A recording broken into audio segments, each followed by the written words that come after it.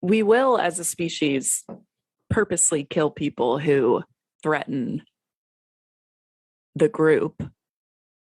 Well, and not even just the group either. Stability of the system. And this is right. The thought that I had that I was going to. I mentioned my belief in free will as a limiter.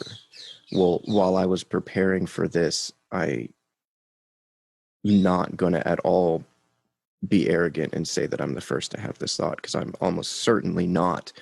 But of what I call limiting principles, meaning that for any system, however defined, there by definition has to be boundaries and limits for that system to be stable.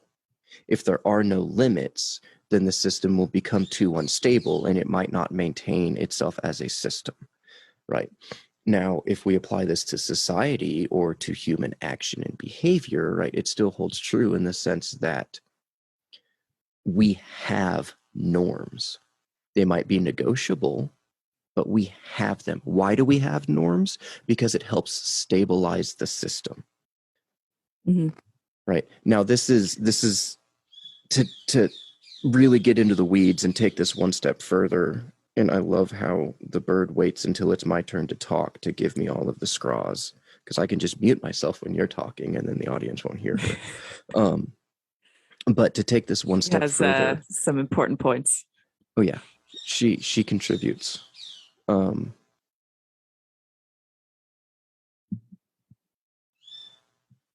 Thank you, Morgana. Stability of the system, limiting principles.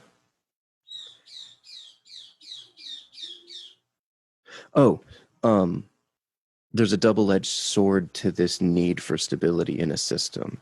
And I think that's one of the inherent flaws of conservatism that conservatives don't address all the time, is that too much effort to limit and maintain that stability can be at the expense of the system itself, right? So for instance, this is exactly why the final ring in hell in Dante's Inferno, the ninth layer of hell, it's not the fiery inferno like we have in popular culture. It's a frozen lake of ice, because everybody's frozen in place, unable to be agents, unable to move, unable to have any dynamism. The system is totally static. And that inability to, well, this does two things. It means that there can be no meaning, because there's no way, there's no active agents. There's no way for someone to place valuation over an event to ascribe metaphysical meaning to anything. Also, secondarily, there's no motion, so there's no events with which to ascribe valuation on top of either. So in a twofold way, that metaphor of static system or static reality in Dante's Inferno is true, almost like meta true, in the sense that if our reality ground to a halt and our dynamic system, our dynamic reality turned into a static reality, there would be no causes to lay meaning over and no agents with which to value